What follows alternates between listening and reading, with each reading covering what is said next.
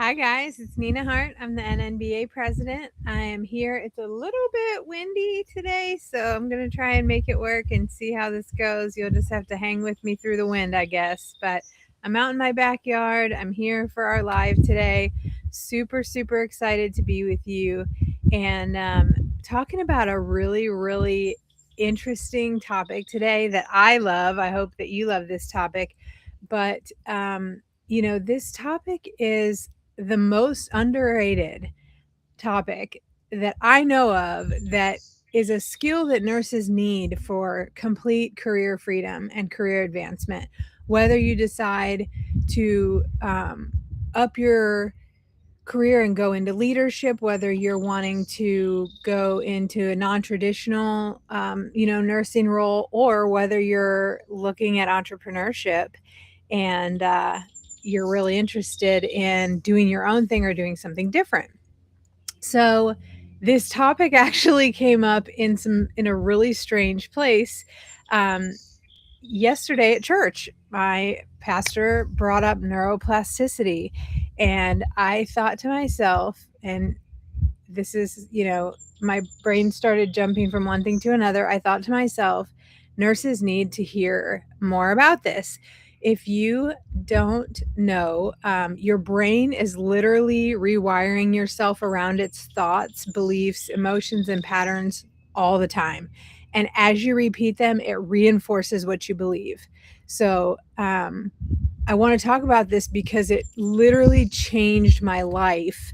And I think it's one of the most ignored and underrated conversations happening in nursing, because nurses are always looking for what's next. We're looking for our next strategy, our next certification, our next business idea, the next course, the next opportunity.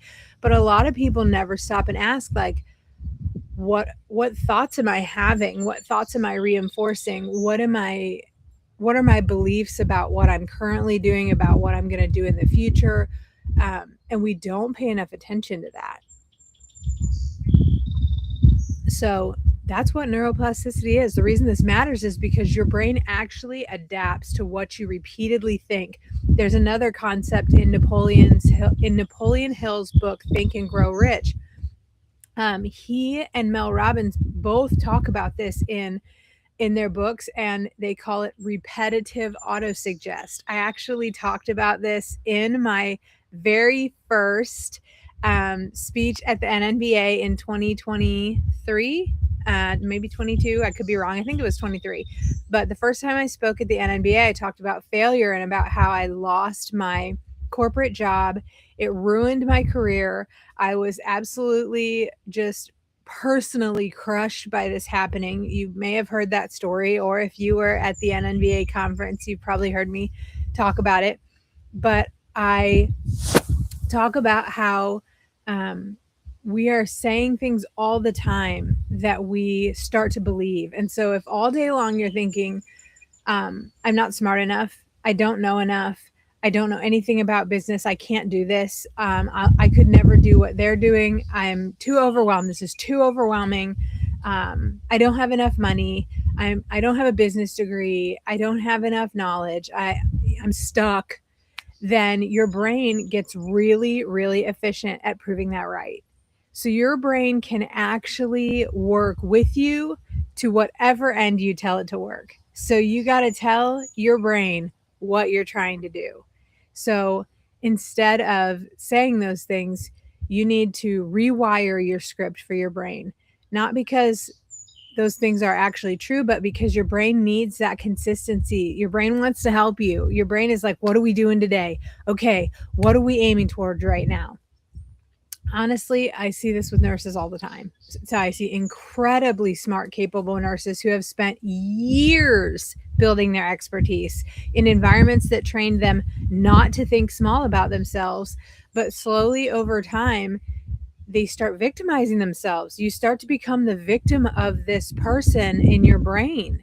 And it's very slow, but you're rewiring these thoughts and beliefs. You start identifying yourself in survival mode. You start identifying yourself by exhaustion, by your limitations, by what feels safe and comfortable, or by what everyone else around you says and believes about you, or says and believes is possible for you.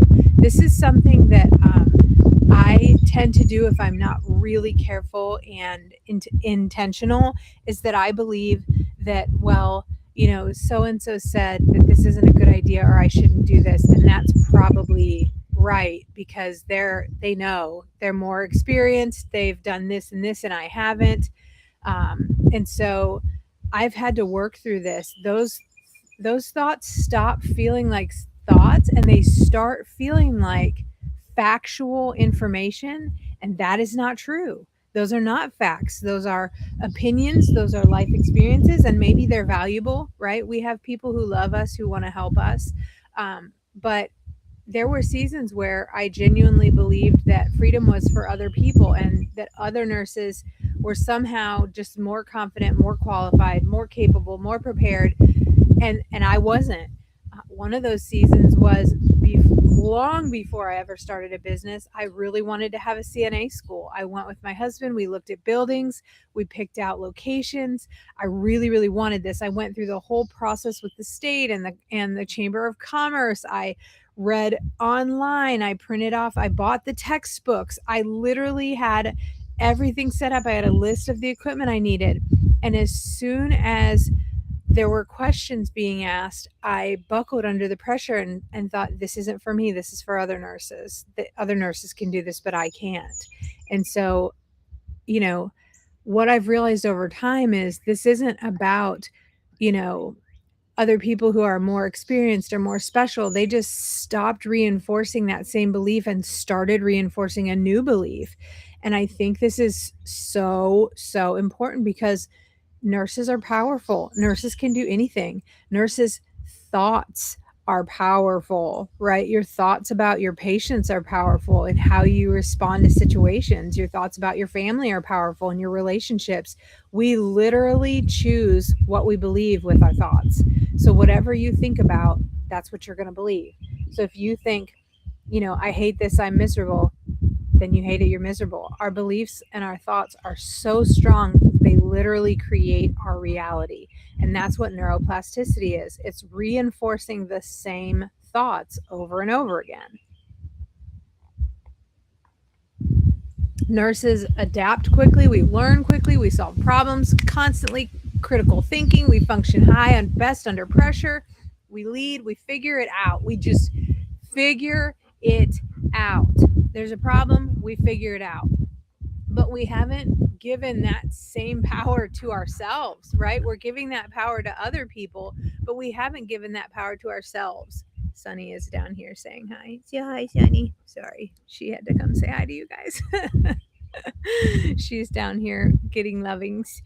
So, I want to give you some really tactical, really practical ways to apply this to help you really shift your thinking, because it's really important that we get out of this rut. So if you're interested in doing something different, you've got to get out of this rut of thinking. It is literally your thinking that has you in this rut. So we've really got to do something actionable. We have to take action to stop this train of thought. And so I'm going to give you 3 things that helped me shift this.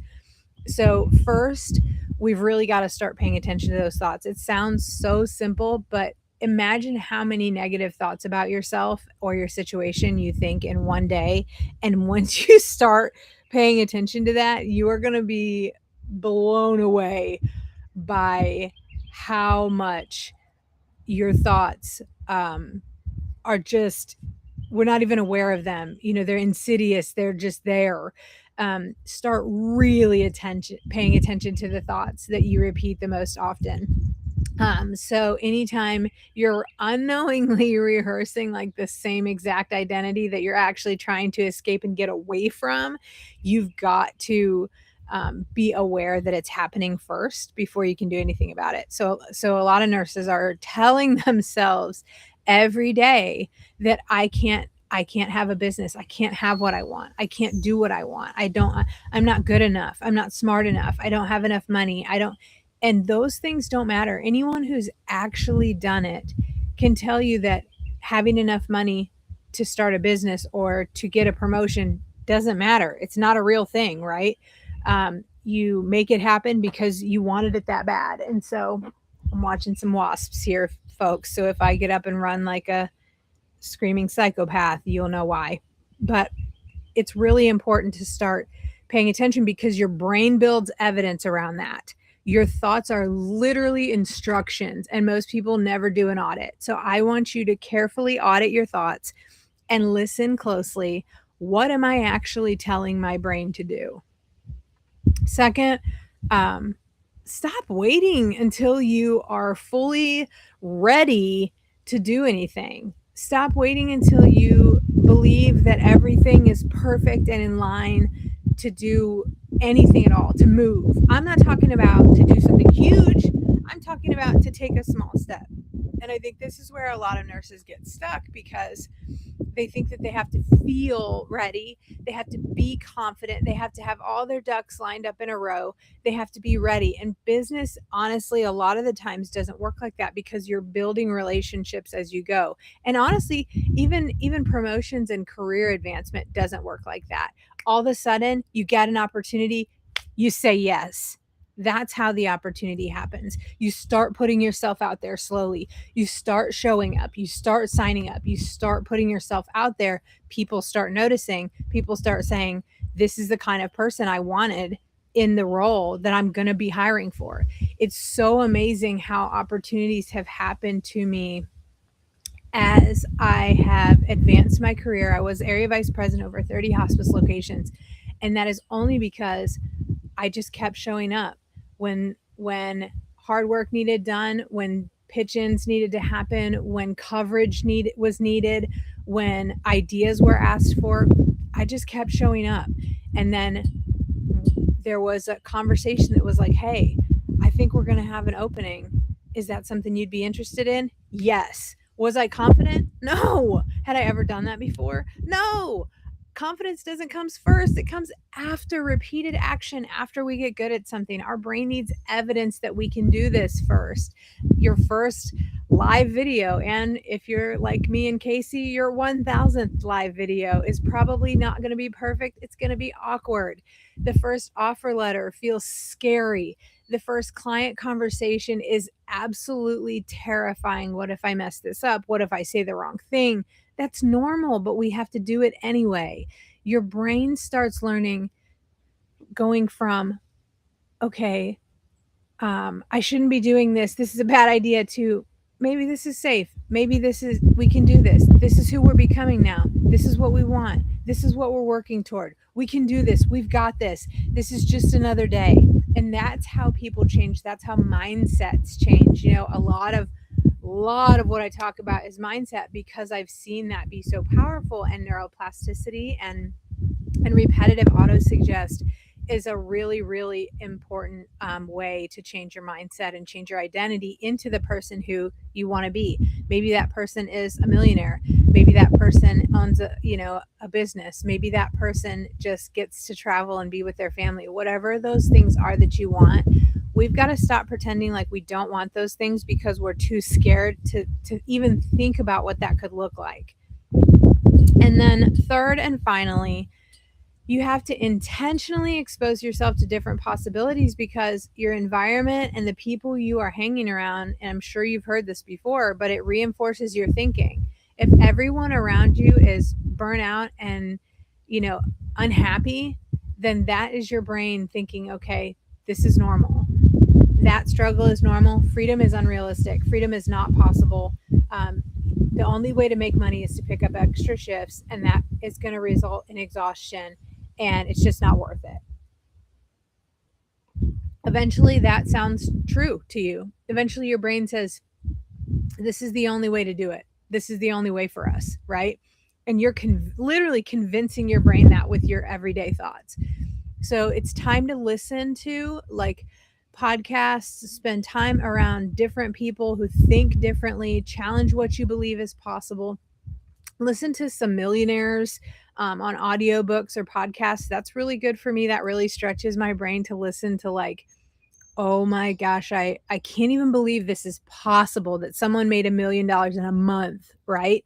And then the things you start thinking were not possible start to become a little more reasonable once you start hearing about other people doing them and their story behind what they've done. These are people who are building businesses, creating freedom, trying new things, learning, growing, evolving, because possibility expands through exposure to what's possible. And I really want you to hear this. You don't have to become a completely different person, but you need to stop reinforcing this version of yourself that was built in I can't do this or lack or survival mode, because that's not just about having a business. That matters for leadership, for your relationship with your partner or your marriage, for confidence, for your own personal health, and just for your life in general. If you're a mom or a dad, your brain is always adapting to what you repeatedly feed it. So the question becomes, what are you rehearsing? What are you eating? What are you feeding your brain? If you're constantly giving it fear, limitations, exhaustion, and scarcity, then that's what it's going to go to. That's what it's going to build on. That's what it's going to move towards. But if you're giving it growth, possibility, capability, capacity, vision, ownership, radical accountability, it's going to go away from those victim thoughts. It's going to start building confidence. It's going to start building on these beliefs. And so, whatever your mind starts believing is what you practice the most. The last thing that I want to leave you with today is something that has really helped me with the repetitive auto suggest. This is a really important topic to me. This is something I've spent a lot of time doing over the last I would say 6 years. But this is also like some emotional regulation, it's really isolating and lonely to feel like you're the only person trying to do something really big, especially if you're not surrounded by people who are supportive, or if you don't have a good network.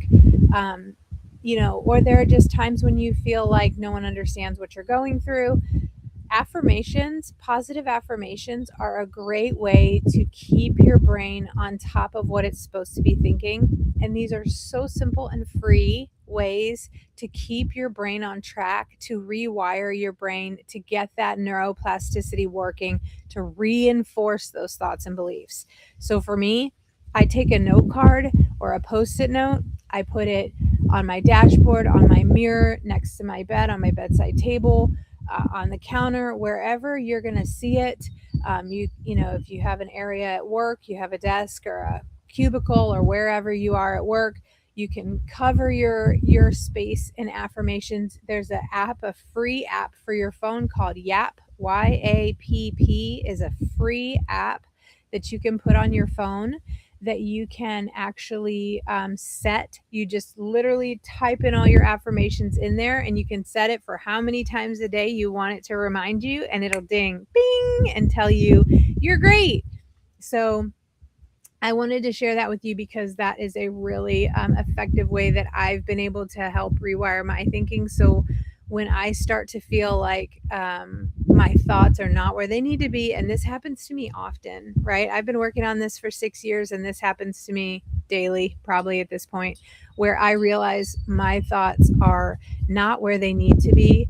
And so I have to recalibrate my thoughts, and I do that by using those little affirmations. There's also a great video about from the Conscious Leadership Group called Locating Yourself. It's on YouTube, the Conscious Leadership Group.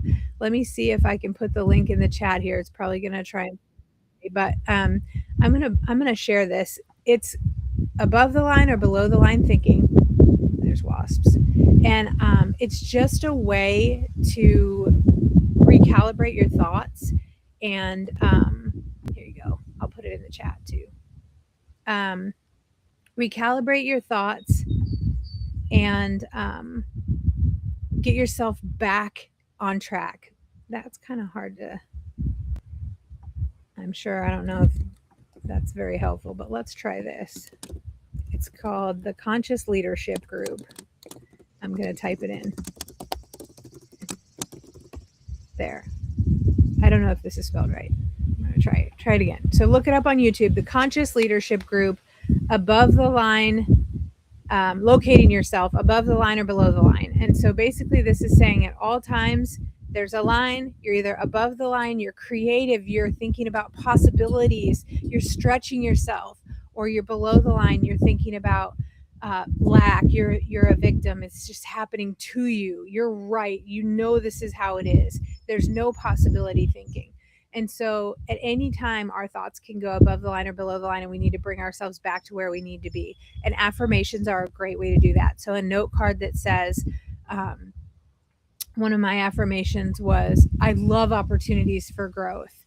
And growth is painful. So I know sometimes when I'm feeling like, man, this really sucks, I'm just not enjoying where I'm at right now, this is hard, I feel stretched, I don't think I can do this, I can look at that and say, I love opportunities for growth, I'm growing right now, this means good things are coming for me. So those affirmations are there to support those thoughts and get you back above the line, get your thinking back to possibility, curiosity, fun, excitement. And that's really going to help you. It might sound silly or cliche, but those patterns of thoughts are actually physically moving you forward, even though it doesn't feel like that, even though it feels like it's all in your head.